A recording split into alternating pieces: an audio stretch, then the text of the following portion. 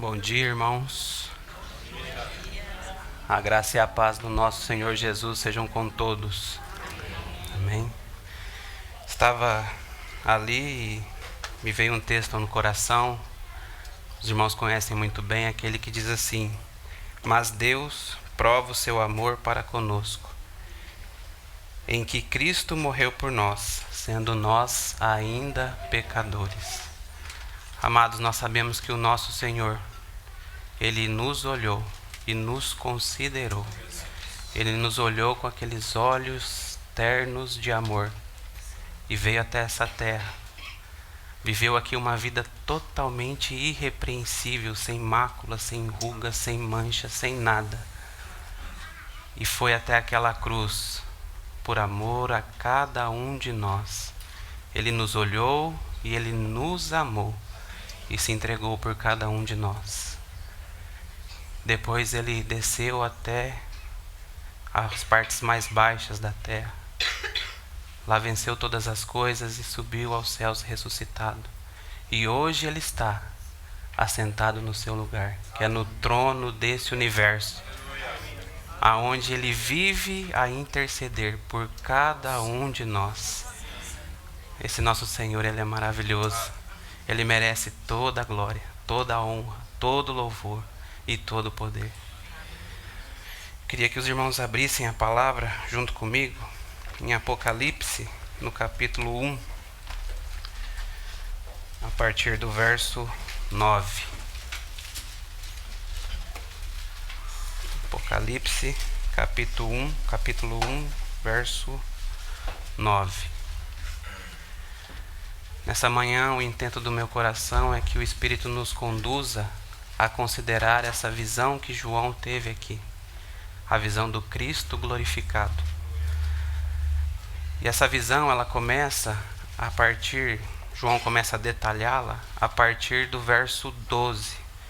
Só que eu queria ler com os irmãos, a princípio, o verso 9, 10 e 11, porque aqui também tem algumas coisas que eu queria destacar.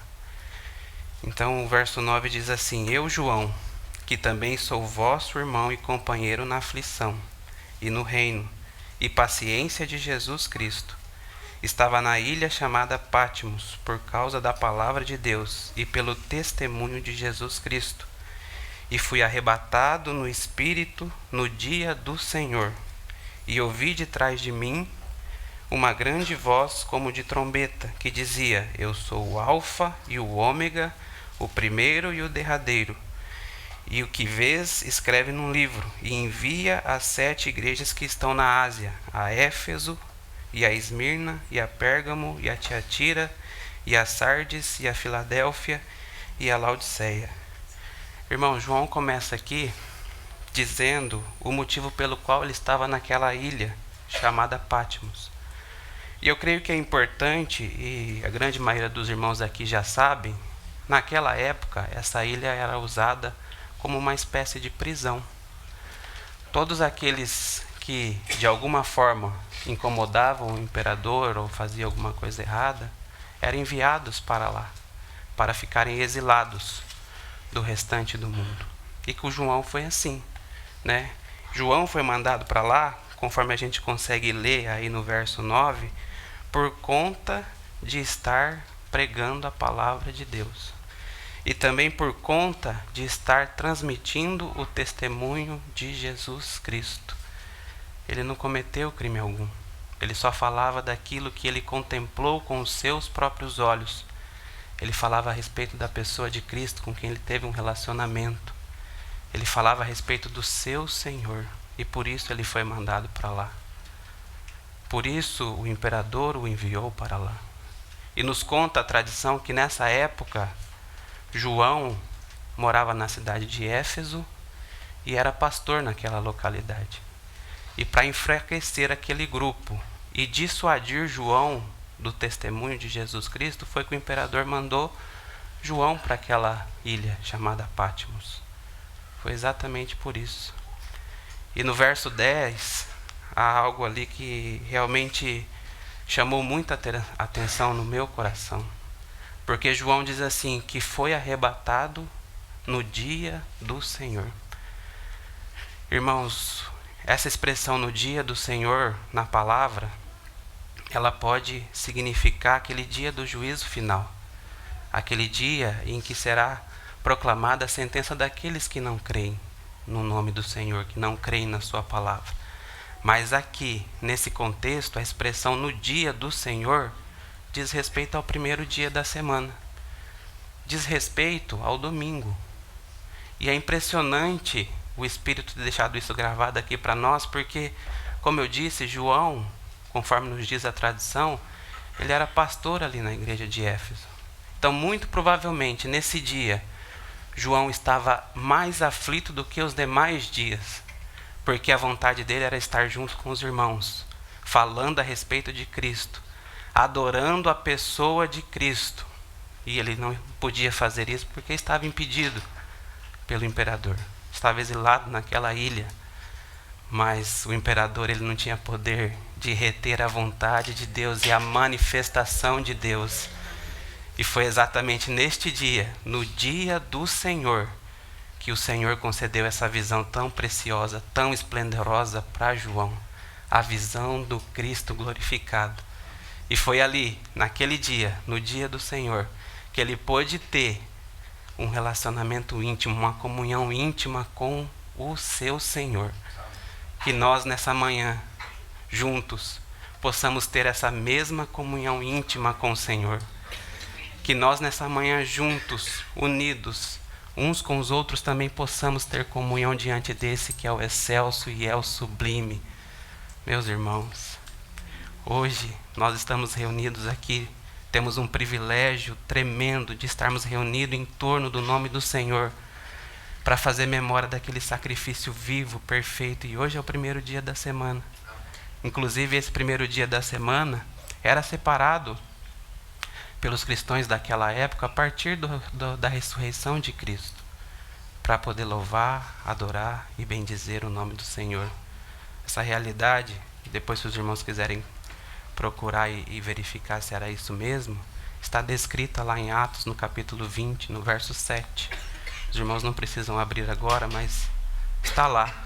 Está lá escrito que Paulo estava reunido com os discípulos no primeiro dia da semana para partir o pão. Irmãos, nós temos uma preciosa oportunidade nessa manhã de podermos realmente adorar e bendizer o nome desse Senhor, desse sublime Senhor, desse que agora está sentado no mais alto e sublime trono, que agora está, como nós vamos contemplar aqui, glorificado. Amém? Vamos então agora, a partir do verso 12. E virei para ver a voz que falava comigo, e virando-me, vi 7 castiçais de ouro, e no meio dos 7 castiçais, um semelhante ao Filho do Homem, vestido até aos pés de uma roupa comprida, e cingido pelos peitos com um cinto de ouro. E a sua cabeça e cabelos eram brancos como a lã branca, como a neve, e os seus olhos como chama de fogo, e os seus pés semelhantes a latão, reluzentes como se tivessem sido refinados numa fornalha, e a sua voz como a voz de muitas águas. E ele tinha na sua destra 7 estrelas, e da sua boca saía uma espada aguda de 2 fios, e o seu rosto era como o sol, quando na sua força resplandecente. Até aqui. Irmãos, a partir então do verso 12, como eu já havia dito, João passa a descrever a visão do Cristo glorificado que ele teve, que o Senhor Deus concedeu para ele. E junto com os meus irmãos eu quero considerar aqui alguns pontos. E depois disso eu quero também considerar qual que foi a reação do apóstolo João a essa visão. Só quero dizer algo aqui que eu achei também muito importante, que se você ler com atenção, você vai ver que muitas vezes João fala assim, era como voz de muitas águas, seus olhos eram como chamas de fogo. Como, ele sempre procura algo que tente descrever aquilo que ele via, mas em palavras humanas era impossível descrever aquilo que ele via, porque não existe palavra em qualquer vocabulário que descreva a visão do Cristo glorificado. O nosso Senhor, Ele é maravilhoso, Ele é grandioso, e estamos aqui nessa manhã para glorificá-lo, bendizê-lo e exaltá-lo. Então, o primeiro ponto que eu queria considerar com os irmãos é que Jesus estava no meio dos 7 castiçais. O começo da descrição de João é isso, ele olha e vê 7 castiçais. E no meio desses 7 castiçais, um como filho do homem. Esse filho do homem claramente fala a respeito de Cristo. E esses 7 castiçais, o verso 20 vai dizer para nós o que é. Que são as 7 igrejas. Então o que nós podemos tirar de lição daqui é que o Senhor Jesus sempre está no meio da sua igreja. Ele não abandona a sua igreja. Ele está no meio da sua igreja, conduzindo, governando, disciplinando, corrigindo, mostrando o caminho. Inclusive, Ele está aqui em nosso meio hoje, porque onde 2 ou 3 estiverem reunidos no meu nome, ali eu estarei. Ele está aqui. Nós não conseguimos ver, mas a palavra diz que Deus é Espírito e importa que adoramos em Espírito e em verdade. Amados, a alegria do Senhor, o seu prazer é estar no meio da sua igreja. Ele sofreu pela sua igreja e Ele é o cabeça da sua igreja. Amém? Ele está no meio da sua igreja. Esse é o primeiro ponto que eu queria destacar da visão de João. Segundo ponto, é dito que ele estava com uma roupa comprida e cingida pelos peitos com um cinto de ouro. Esse ponto aqui nos fala de que ele estava com as suas vestes sacerdotais. E isso também é muito impressionante. Nessa visão do Cristo glorificado, ele estando com as suas vestes sacerdotais, nos diz que ele é aquele que está intercedendo por nós. Como a palavra nos diz claramente, que ele vive a interceder pelo seu povo. Há um mediador entre Deus e os homens, Jesus Cristo, o homem. Ele é o nosso sumo sacerdote perfeito para sempre. Esse é o nosso Senhor, aquele que intercede por cada um de nós, aquele que está diante do Pai intercedendo por mim, por vocês, cada um. Ele é o nosso sumo sacerdote perfeito, segundo a ordem de Melquisedeque, melhor do que qualquer sacerdócio humano. Esse é o nosso grandioso Senhor. O terceiro ponto diz que os seus cabelos e cabeça eram brancos como a lã branca, como a neve.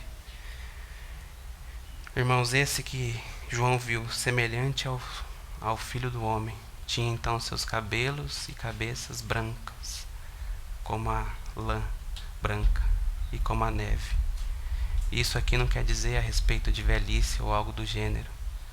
Isso aqui quer dizer a respeito da sua santidade e pureza, porque o nosso Senhor, Ele é santo e puro. Isso aqui também quer dizer da sua plena e perfeita sabedoria, porque o nosso Senhor é aquele que é realmente o sábio. Ele é santo, Ele é pleno, Ele é puro. Esse é o nosso Senhor. Que visão majestosa que João teve. Que visão realmente grandiosa do Cristo glorificado. E não para por aqui. A visão continua ainda, e o quarto ponto é que os seus olhos como chama de fogo. Enquanto caminhou por essa terra, o Senhor Jesus tinha olhos serenos, ternos, mansos. Foi assim que João acostumou a ver o seu Senhor, porque nós sabemos que João era muito próximo do Senhor. Inclusive no seu evangelho ele diz que ele era aquele apóstolo que o Senhor mais amava. Ele que reclinou a cabeça nos peitos do Senhor. Então ele acostumou a ver os olhos do Senhor com aqueles olhos mansos, ternos. Mas agora nessa visão João vê os olhos do Senhor como chama de fogo. E o que isso nos ensina? Nos ensina que o Senhor é aquele que tudo pode ver. Aquele que os olhos a tudo perscuta. Não há nada que passa desapercebido aos olhos do Senhor. Não há criatura ou coisa que passa desapercebido aos olhos do Senhor. Inclusive, em Hebreus, nos diz que todas as coisas estão nuas e patentes aos olhos dele e que não há criatura encoberta. Esses olhos, como chama de fogo, tudo pode ver. Nada passa desapercebido. É os olhos do nosso Senhor. O quinto ponto, seus pés reluzentes. Irmãos, quando ele caminhou por essa terra, feriu seus pés muitas vezes, muitos caminhos difíceis. As pedras desse caminho certamente machucaram os seus pés, mas agora na glória não. Agora os seus pés são fortes como bronze refinado e polido, indicando da sua onipotência. E em 1 Coríntios, no capítulo 15, no verso 25, é dito que agora ele tem colocado debaixo dos seus pés a todos os inimigos. E esses pés potentes e poderosos irão vencer a todos esses inimigos. Irão derrotá-los, a morte, o inferno, o diabo, o mundo, todas as coisas serão derrotadas por esses pés poderosos que o Senhor agora tem. Seus pés são reluzentes como bronze polido. Oh, meus irmãos, é realmente precioso. A sua voz como de muitas águas. Creio que a maioria dos irmãos aqui já teve a oportunidade de estar numa praia ou visitar uma cachoeira. E o som daquelas águas juntas, reunidas, é muito forte, é muito estrondoso. Então a voz do Senhor são como essas muitas águas reunidas. E isso nos indica da sua autoridade, que só pertence a Ele. Da força da sua palavra. A palavra de Cristo é poder e autoridade. A palavra de Cristo, ela tem poder. Sua voz era como a voz de muitas águas. Aquelas águas fortes. Sétimo ponto. Da sua boca saía uma espada aguda de 2 fios. Então, nessa visão que João teve do Cristo glorificado, é dito que da boca dele saiu uma espada aguda de 2 fios. E essa espada aguda de 2 fios é a própria palavra de Deus. Em Hebreus 4, no verso 12, a gente consegue ver essa realidade. Lá é dito que a palavra de Deus é viva e eficaz e mais penetrante do que a espada de 2 gumes. E você sabe, meu irmão e minha irmã, por que essa espada é de 2 fios? Isso. De um lado, ela salva, ela vivifica. E de outro lado, ela condena. Ela condena porque não creem na palavra do Senhor. Meus irmãos, a palavra do Senhor é realmente poderosa. Aqueles que não creram na palavra do Senhor serão julgados pelos seus pecados. Perdão, não serão julgados pelos seus pecados, como o irmão Thomas já trouxe aqui. Aqueles que não creram na palavra do Senhor não serão mais julgados pelos seus pecados, mas serão julgados porque não creram na palavra do Senhor e não creram no Cristo, que é capaz de salvar. Então, da sua boca saiu uma espada aguda de 2 fios. E o 8º ponto. Seu rosto era como o sol, quando na sua força resplandecente. Não sei se os irmãos já tentaram olhar para o sol. Em cerca de segundos, os nossos olhos eles ficam irritados e não conseguem observar. E se você tentar olhar para o sol, certamente você vai ficar cego. Eu, considerando a respeito disso, vi um pastor contando uma história que diz que numa praia nos Estados Unidos, um grupo de jovens alcoolizados e drogados fizeram essa tentativa de olhar para o sol. Em menos de 1 hora, todos eles já estavam cegos. Cristo, que é o Criador do sol, a sua face era como o sol na sua força, resplandecente. Certamente muitas das coisas que João poderia ter visto, além dessas, foram ofuscadas por essa luz da glória de Cristo. Temos um relato semelhante a esse, quando Paulo está indo a caminho de Damasco. E ele diz que ao meio-dia o Senhor lhe apareceu e a luz dele era maior do que o sol do meio-dia. E ele não pôde aguentar, ele caiu por terra. Quando encontramos com o Senhor e Ele glorificado, a nossa reação é essa. Vamos ler o verso 17. E eu, quando o ouvi, caí a seus pés como morto. E ele pôs sobre mim a sua destra, dizendo: não temas, eu sou o primeiro e o último. Eu que vivo e fui morto, mas eis aqui estou vivo para todos sempre. Amém. E tenho as chaves da morte e do inferno.